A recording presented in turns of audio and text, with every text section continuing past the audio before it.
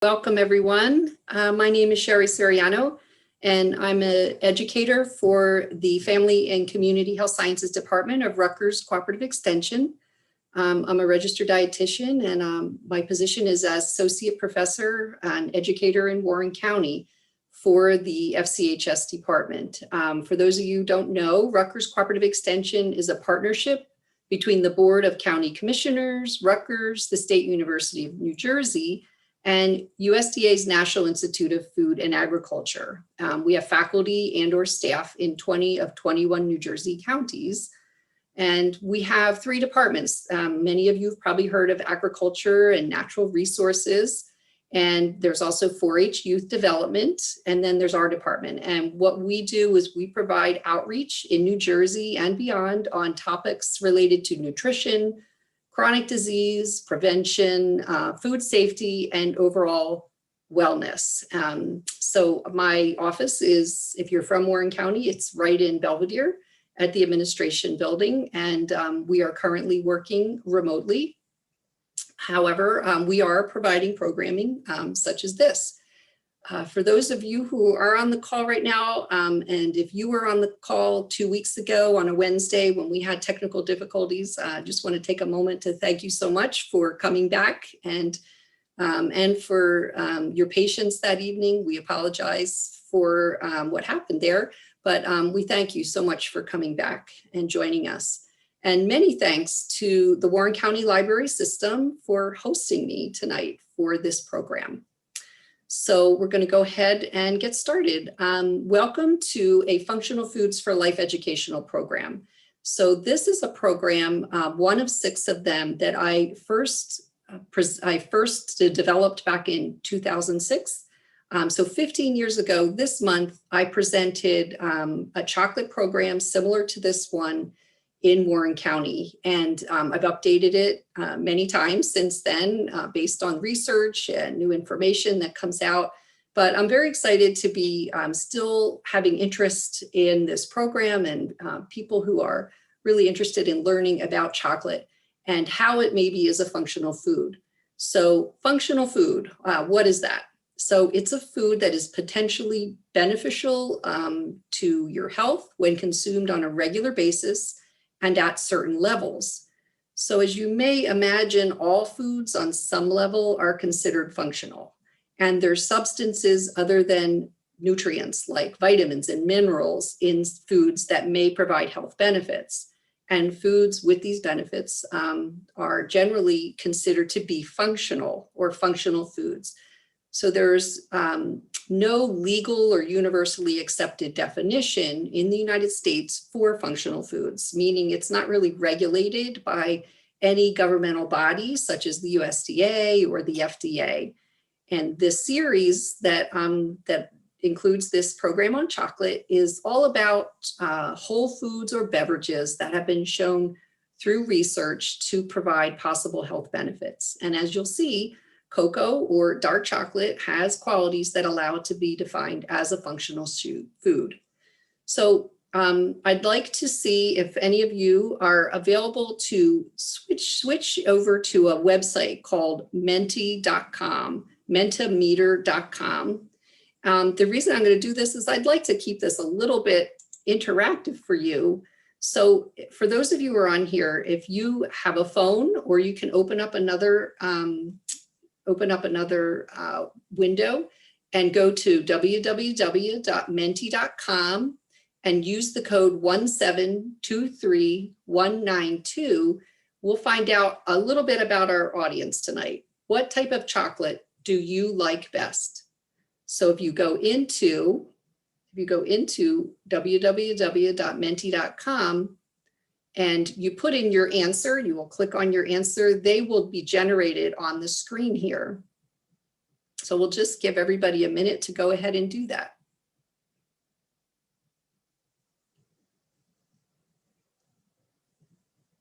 I've done this before, and what we find is so far we've got 100% milk chocolate.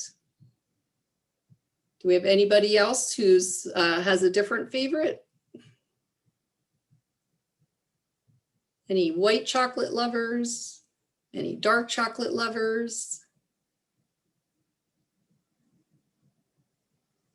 Right now we're at 50-50. Thank you so much for giving this a try. It's kind of fun to see. And we're seeing in the chat, some people are writing in their answers. Nayana loves white. Joyce loves milk best, but it gives her a headache. Oh, sorry to hear that. And dark chocolate if it has nuts. So dark chocolate seems to be the big winner here. Thanks for doing that. 67% and 33% and no white. Very interesting. Okay, so moving on. Looking forward to sharing with you a lot of information about chocolate, which includes information on the plant from which the cacao beans are found. And we'll also talk about historical facts, a little bit about processing and preparation, and then we'll get into the research and the possible health benefits of chocolate. And then, finally, the ultimate goal here is to just talk a little bit about recommendations for how to include chocolate in a healthful plant-based diet.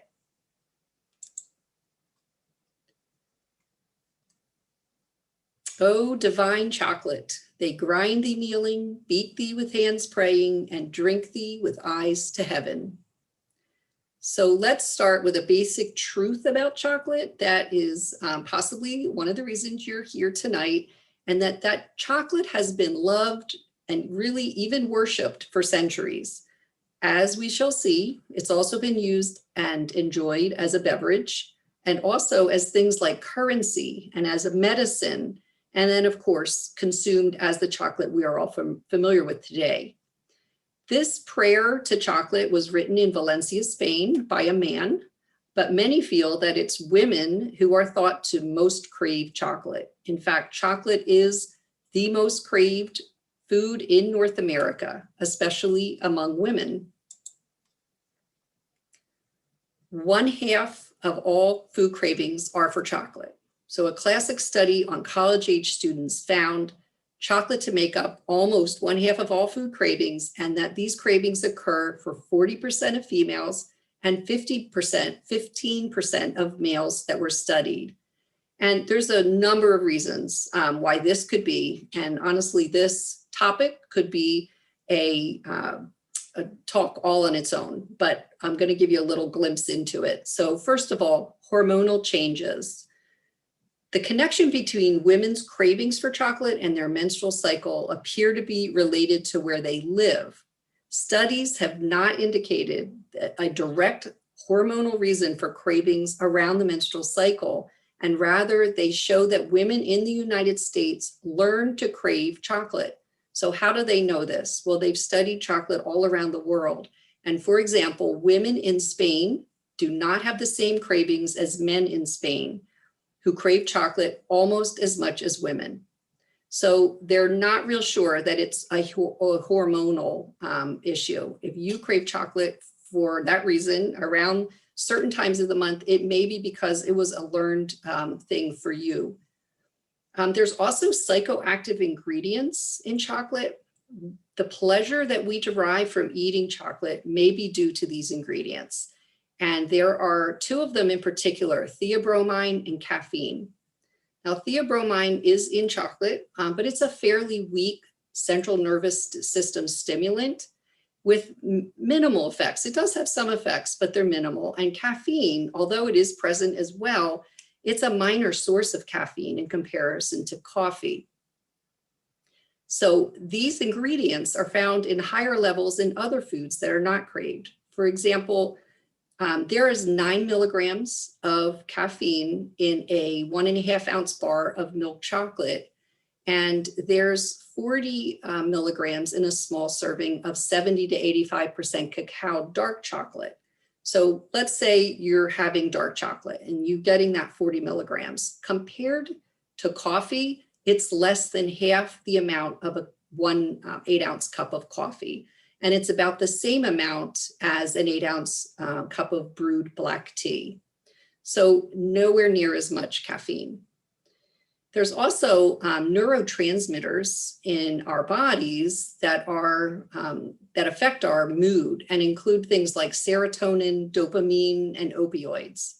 So for example, when serotonin is decreased in the brain, it can lead to a craving for starches and sweet food, such as something like chocolate. Of the three of these, opioids may be closely linked to food cravings, possibly by working with other neurotransmitters in the body. So a lot to learn about that, but interesting to know about the cravings. Let's learn a little bit more about where chocolate comes from. So the Theobroma cacao tree is the name of the tree from which the cacao comes from. And this is a beloved food, as we know, that started out also with a beloved name.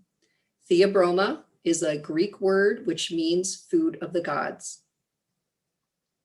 And cacao is a word that came from the first group of people, the Mayans, who were, we believe, named chocolate and used that word cacao for the first time. The tree is very particular in its needs to grow. It needs to be about 20 degrees north and 20 degrees south of the equator, have a temperature of greater than 60 degrees Fahrenheit. It needs to have year-round moisture, so kind of be in a rainforest. And all of this is, I've been reporting for probably 14 years, but over the last couple of years, Hawaiian individuals have started to grow Theobroma cacao for the first time. And so they are not at 20 or 20 north or south of the equator. They're more like 21, 22. So this may be changing. They have been able to successfully grow the Theobroma cacao tree in some of the Hawaiian islands, and they are starting to make their own chocolate. So more to follow on that in the coming years, I'm sure. A little bit more about this tree. This tree has a unique type of flowering. It's called cauliflory. And the flowers of the tree, what's different about it is they grow from small cushions directly on the trunk and the large branches. And then a pod forms and grows from where each flower was. So this is a close-up of the flowers of the Theobroma cacao tree. And on this next slide, you see where the pods now are coming from that trunk of the tree where the flowers were originally growing. The tree produces about 40 pods each year, and each pod can be up to a foot in length and contains from about 30 to 40 beans. And if we were to take a ripe pod and we were to slice it in half, this is what we would see. This is a photo of cacao beans in a pod. So 1/2 of the weight of the bean is made up of fat. The beans are high in fat. It takes about 400 beans to make 1 pound of chocolate. So based on what we just learned on the previous slide, that would mean about 40 pods would be needed to make 1 pound of chocolate.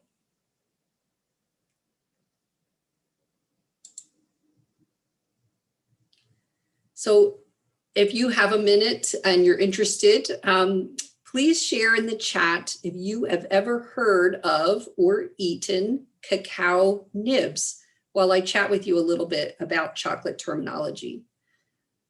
So these are the words that I'll be using throughout here. I've already mentioned cacao. Cacao is the plant. It's referring to the plant and its products before processing. So that's from the Theobroma cacao tree. We talk about that. The beans, for example, are called cacao beans. Anything that comes from the product, from the tree before it's processed. And then there's a nib, cacao nibs, something that if anybody's ever had them, let us know in the chat. The nib is the shelled cacao bean. So the bean has a shell on it. If you can picture a nut, for example, that has a shell around it, and then you have the nut meat inside. It's very similar. The nib is what we would consider that nut meat. It's inside, and it's once the bean is shelled, we have the nib is then available. When the nib is ground down, remember from the poem it said we kneel to grind them. They grind them. The nib is ground, and when it's ground, the nib becomes cocoa liquor, which is then separated into cocoa and cocoa butter. And then chocolate is the combining of cocoa liquor, cocoa butter, and sugar into a solid food. So, Nayana has told us that she has seen the tree, cacao, and she's seen nibs in Hawaii and has also eaten them. Excellent. They are something that you can eat. You can purchase cacao nibs very easily now. When I first started teaching this in 2006, they were very hard to find. But if I were doing this in person, I would have little bags of cacao nibs to give to all of you so that you could smell them, you could see them, and you can eat them. You can add them to warm liquids such as coffee, tea, even just water. You can sprinkle them on things, or you can just eat them out of hand.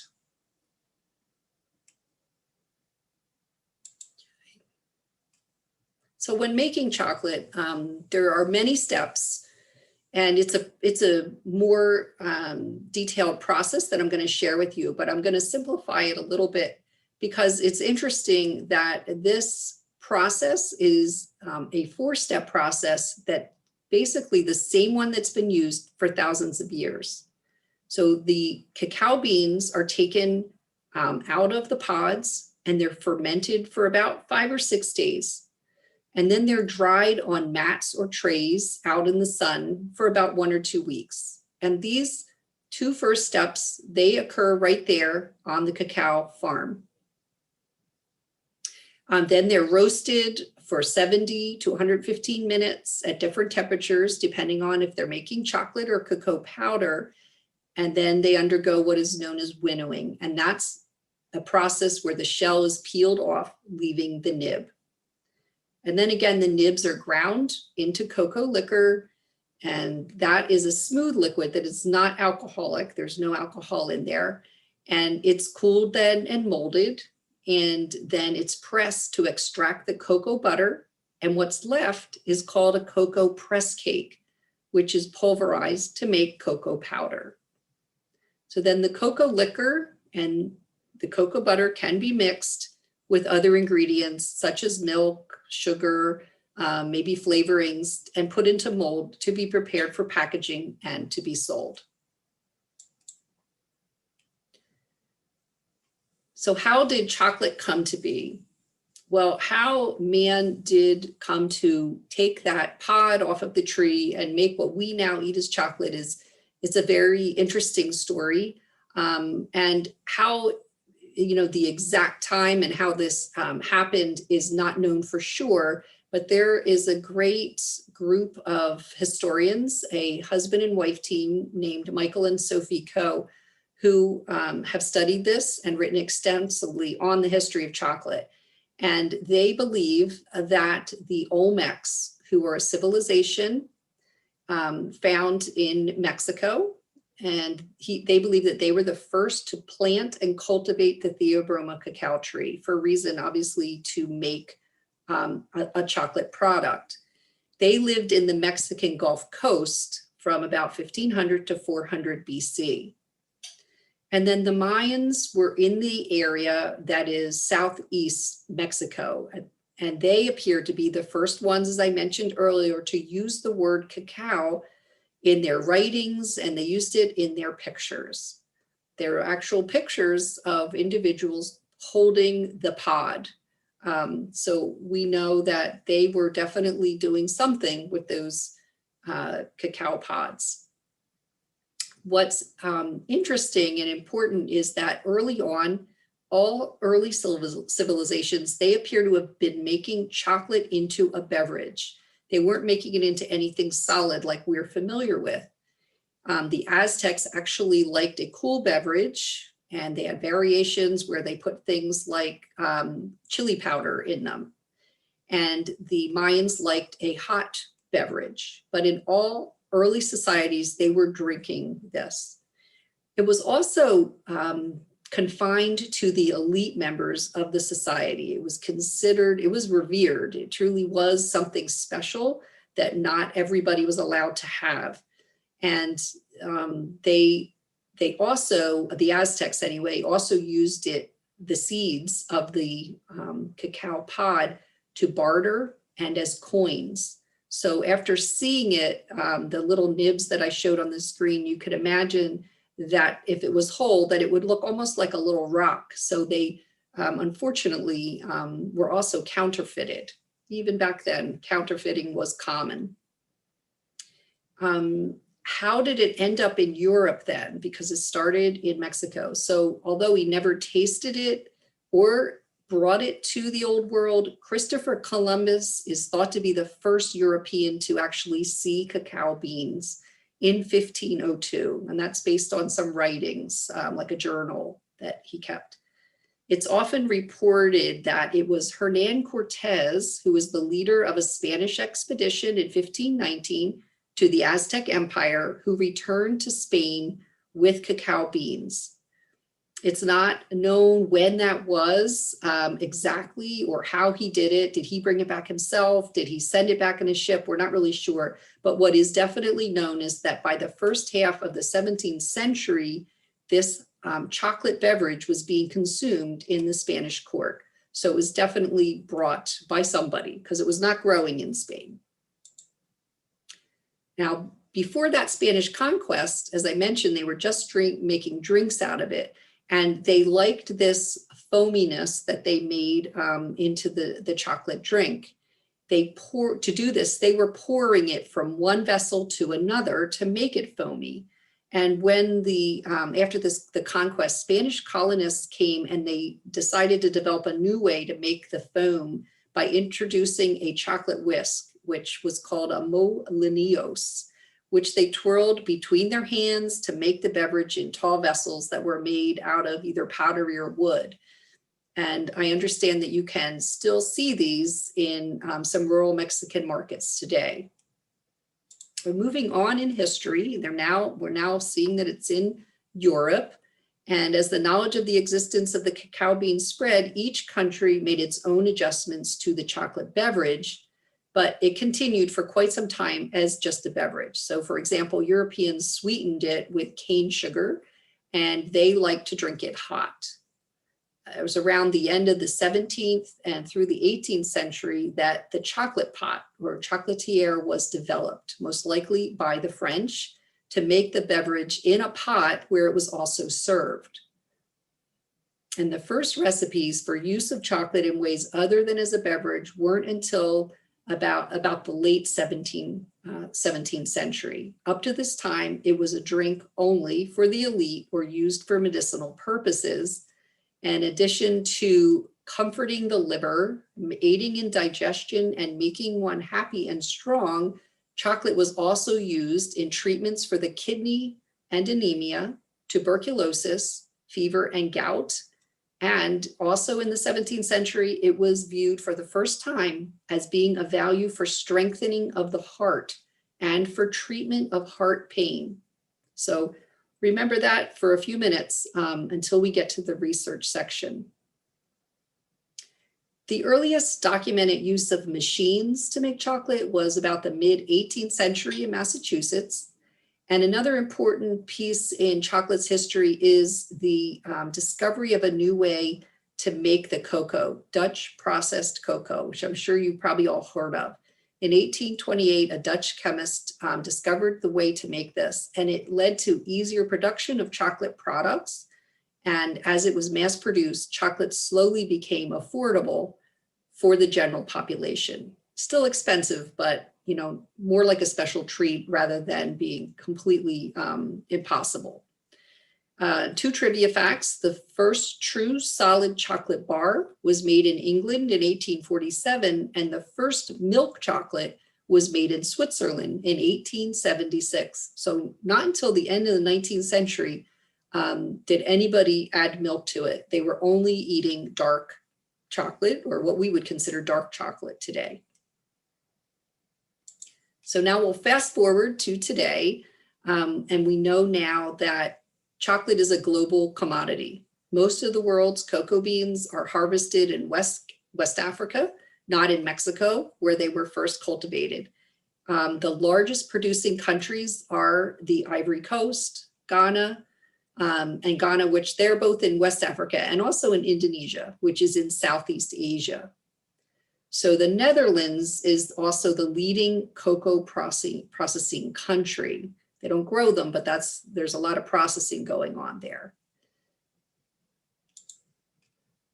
The top global confectionery companies, as you can see here in 2018, which is the last reporting data that's available, those that manufactured some form of chocolate by total confectionery sales value are listed here.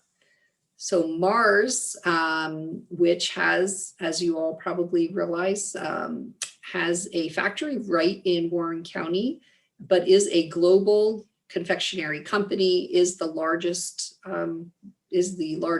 global confectionery company as far as sales go.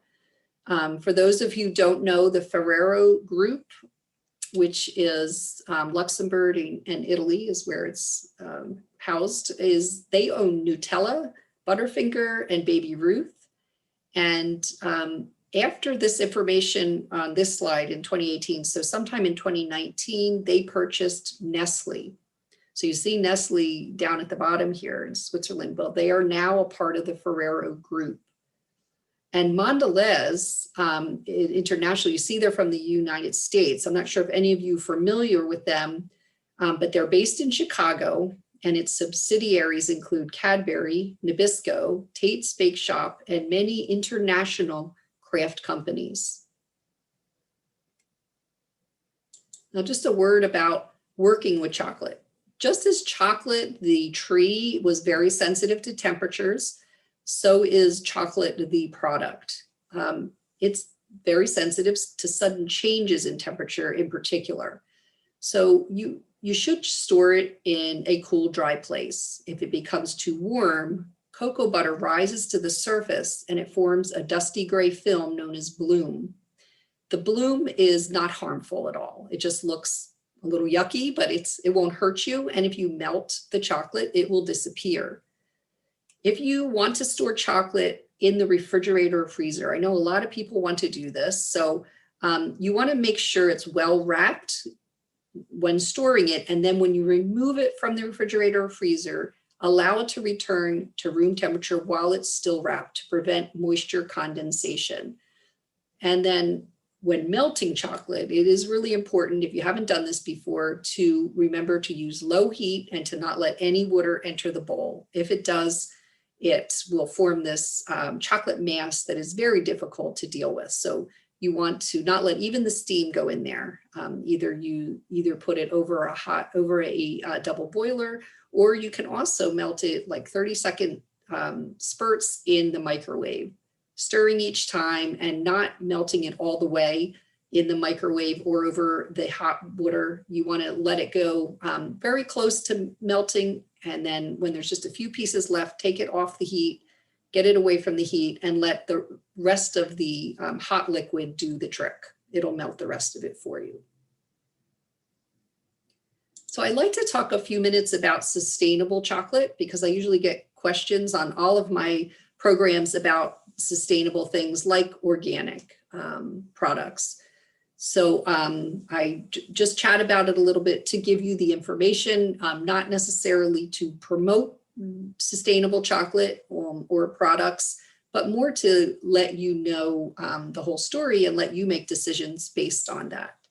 So sustainability is the ability for something to be maintained over the long term and meet the needs of today without compromising the ability of future generations to meet their needs. I love that definition. It's perfect.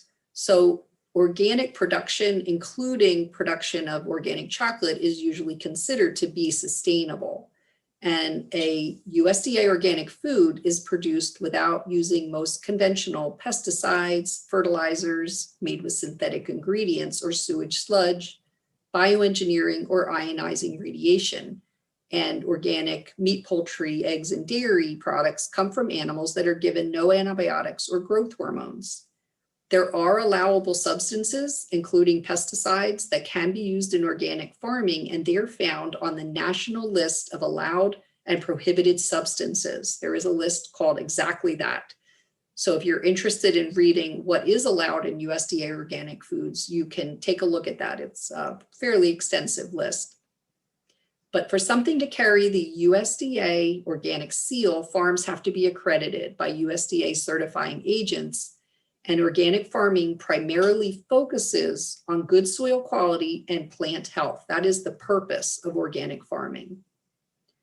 Now, the USDA organic seal and everything around it is monitored by the National Organic Program, which was established by Congress in the 90s.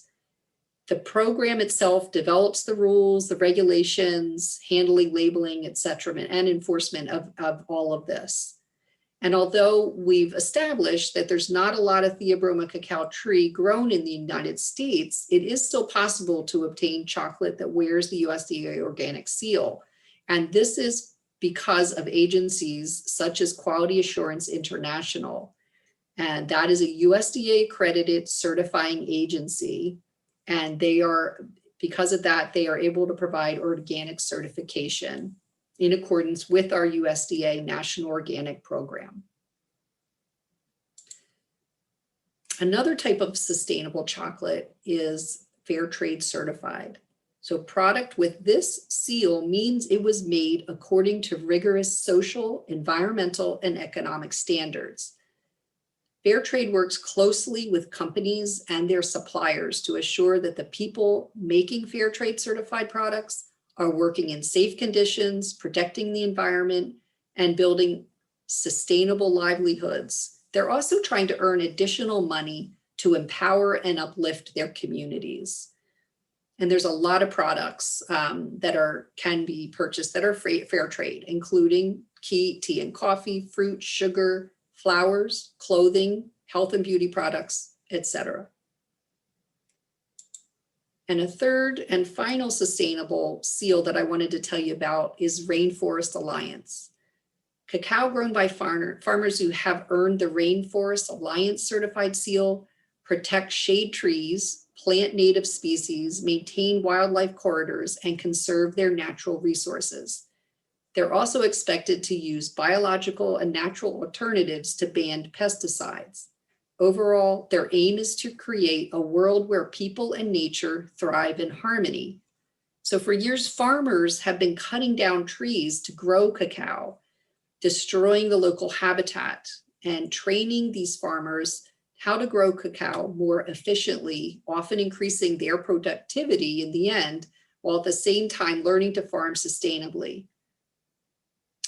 So please note that although either any product, chocolate product, or any of the other types of products I discussed can contain a fair trade and or a Rainforest Alliance seal, they can also be organic, but it doesn't necessarily mean they are organic. So you really are looking for these seals to know what type of sustainability that product might have come from. All right, so we're going to move into this research section. And research on cocoa and chocolate's possible health benefits have been studied extensively over the years, and they continue to be studied worldwide. Studies have demonstrated that cocoa and dark chocolate have positive health benefits when eaten in moderation as part of a healthful diet. And this is as a result of specific compounds in chocolate that have been identified and studied. For example, polyphenols. Polyphenols are a group of compounds found in cocoa and other plant foods that have been studied.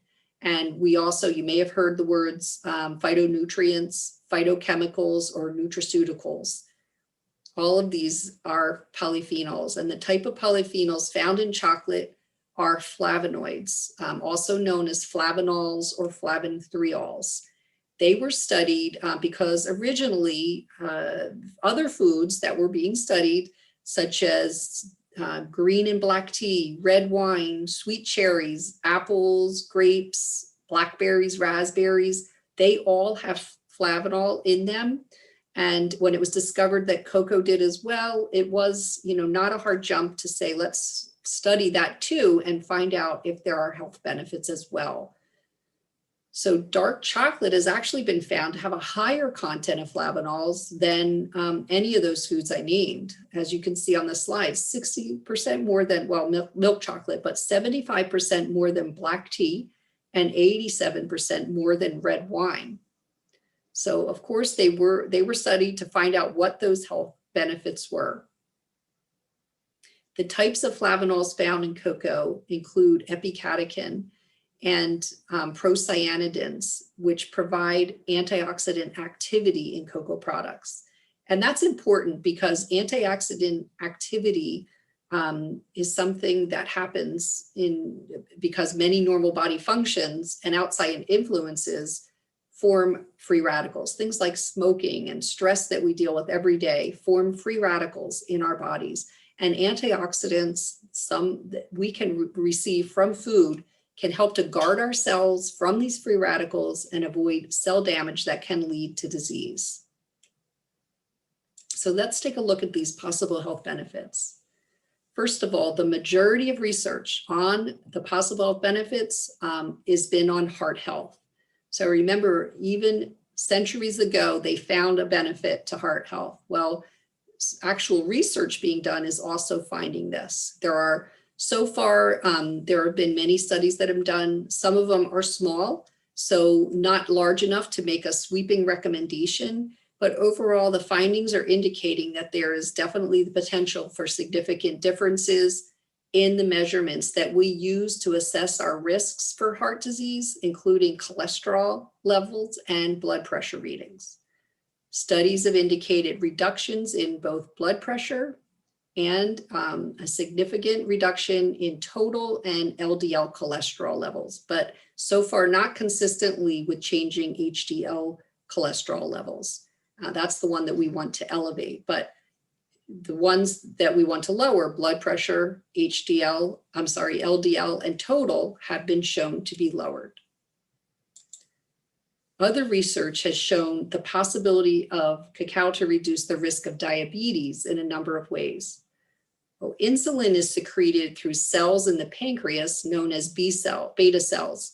In some studies, substances in cocoa, known as epicatechin that I mentioned a minute ago, were found to stimulate the secretion of insulin, lower blood glucose levels, and improve glucose tolerance.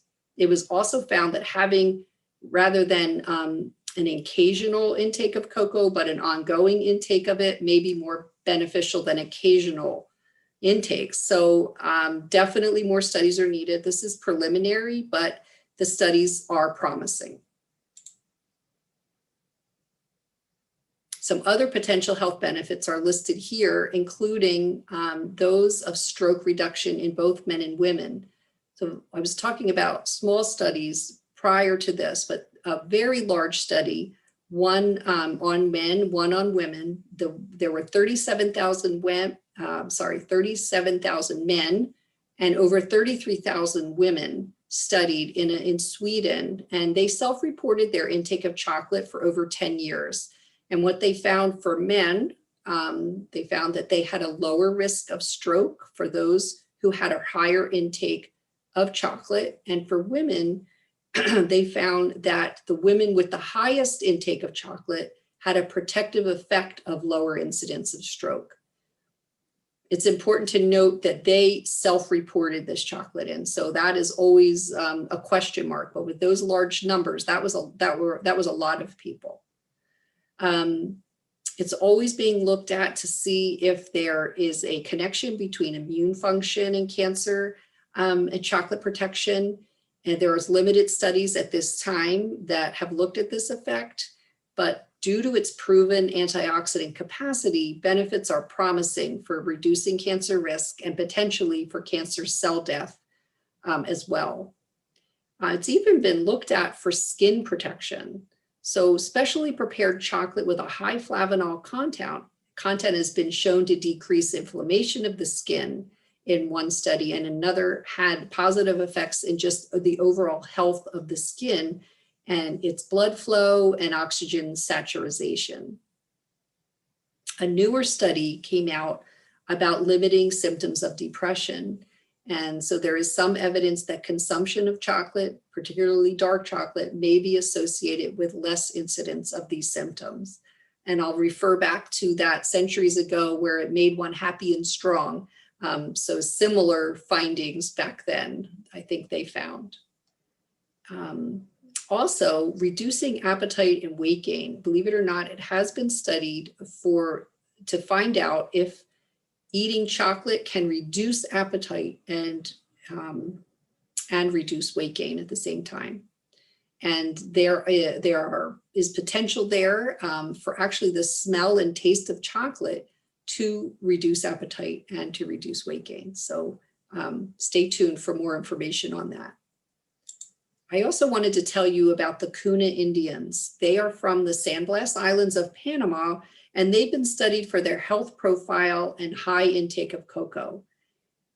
And what's interesting about them is they have a very low rate of hypertension. As you can see, only 2% of their population has hypertension. And they also have low rates of diabetes, myocardial infarction, stroke, and cancer. And they happen to consume 3 10-ounce cups of a cocoa beverage each day.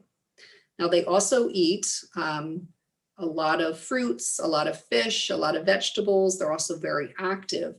But what studies have shown is when the individuals from the Kuna from the Kuna Indians move out of the island to the mainland, their hypertension increases to 10.7%, reaching 45% as they age to age 60, and other chronic diseases increase as well.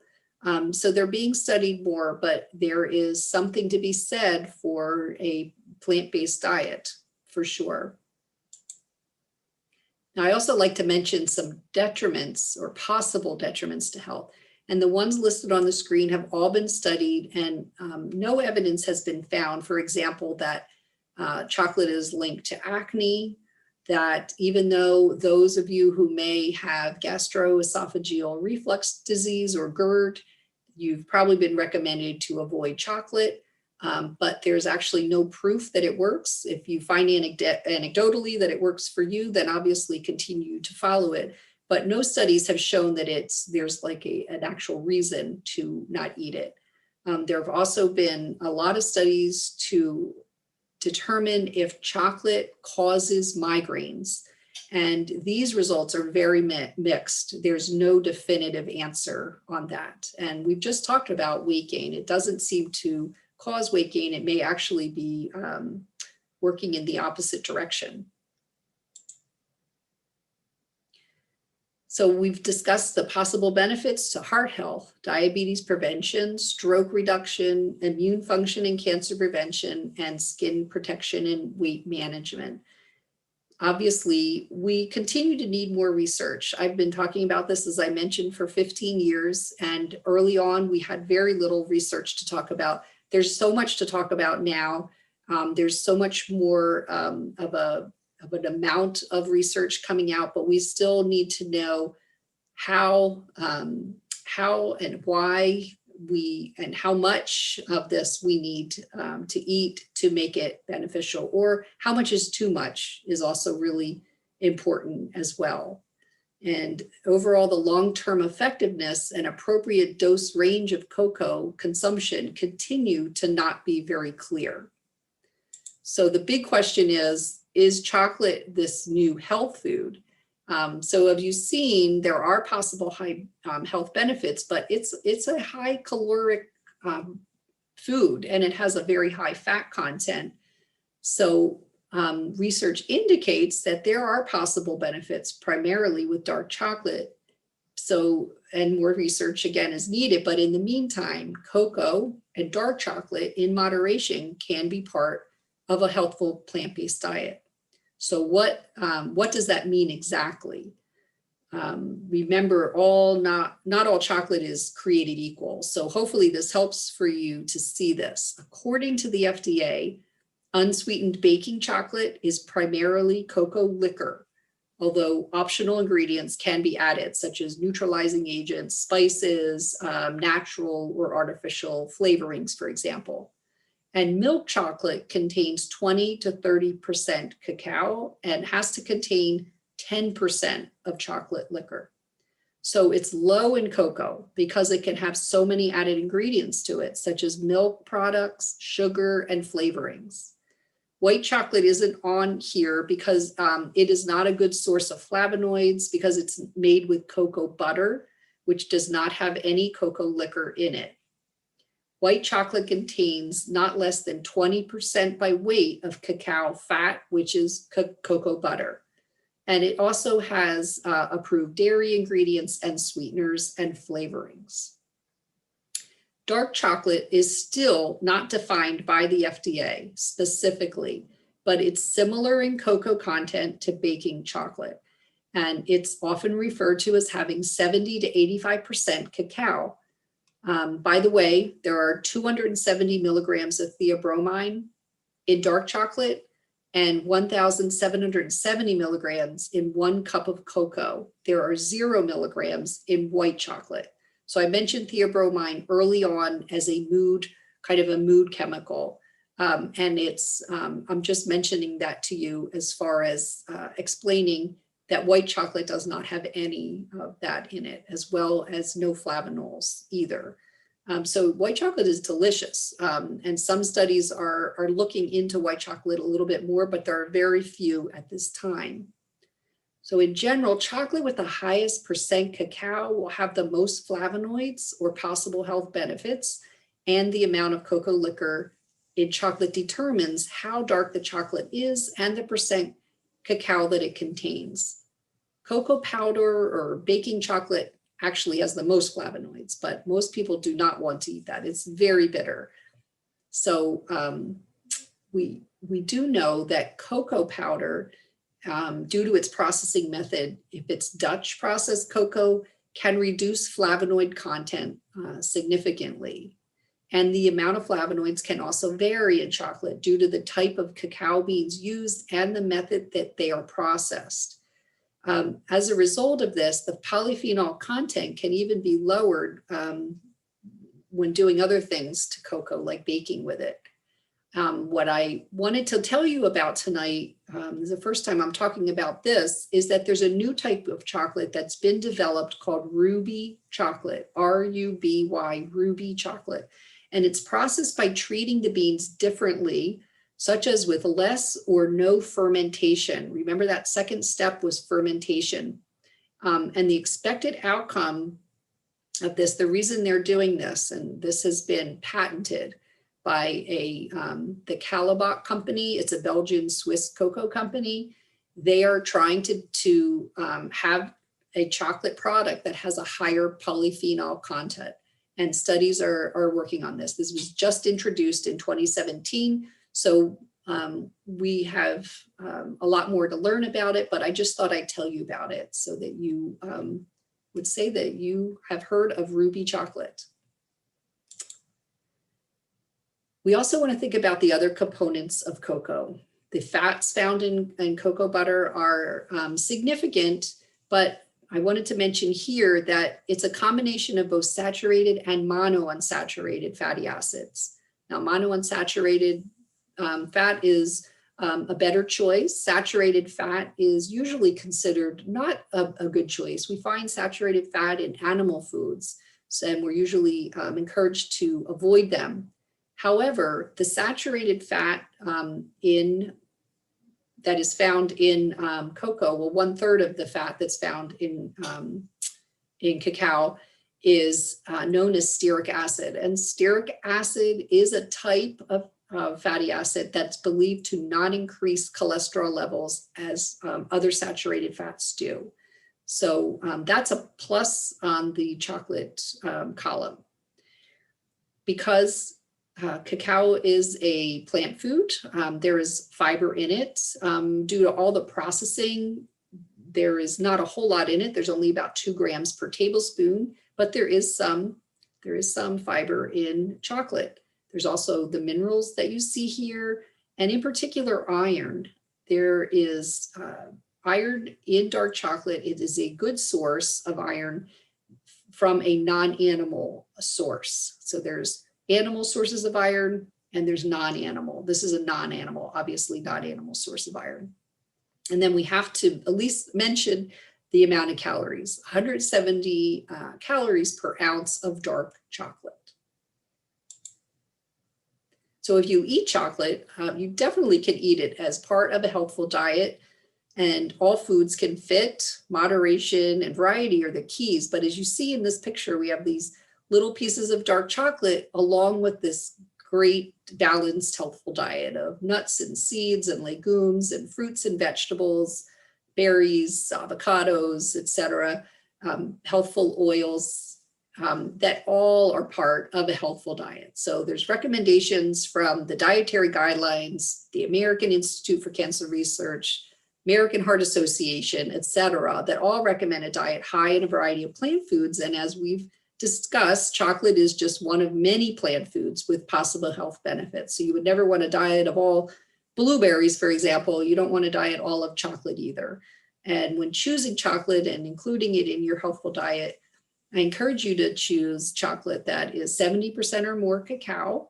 And you also, though there's no definition of chocolate, I would encourage you to look for dark chocolate that doesn't have any milk products in it.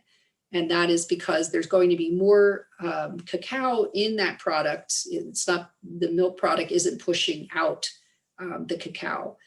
And it is a more dark chocolate product. The closer it is to the plant that it came from is what we are looking for. And that's what we have talked about. That is what is being studied. We've actually not at all talked about eating chocolate cake, eating chocolate ice cream, eating chocolate bonbons, etc. We're talking about eating chocolate in its purest form, as close to its plant food origin as possible, and encouraging you to eat small amounts as part of a healthful diet that includes other.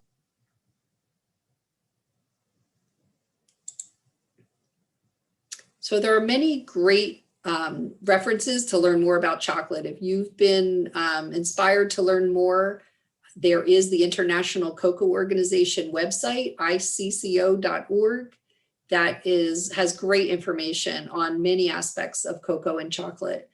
The book I referred to early on by the Coe couple is The True History of Chocolate, which is out there if you're interested in learning more about it. And then I've included information on sustainable chocolate as well for those of you who may have questions about it. As I mentioned, chocolate was the first of 6 programs that I've developed over the years, and I'm reintroducing all of them this year. And so would love to see any of you in the future at another program. I want to take this opportunity to ask you to wait just 1 minute for a short poll that I'm going to put up on the screen right now. And it's only 4 questions. And just so you know, it's truly very helpful for me to have the answer to these questions. They're anonymous. No one can tell who answered them. But if you can fill out these 4 questions for me, it's very helpful in the work that I do.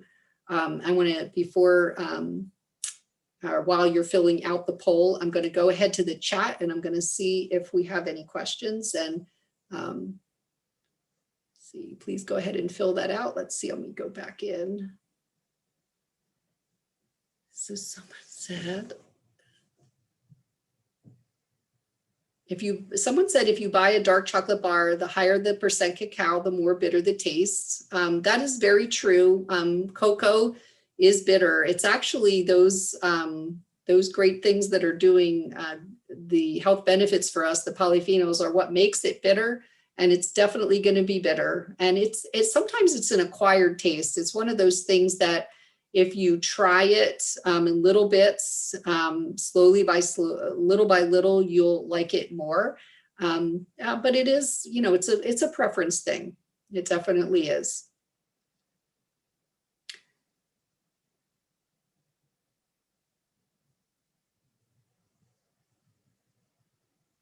And people are commenting on things. Does anyone have any questions? I don't see any actual questions here in the chat right now. If you have any, feel free to answer them. I do see people answering the poll, and I want to thank you very much for doing so. I'll take this opportunity to thank Warren County Library again for hosting me tonight.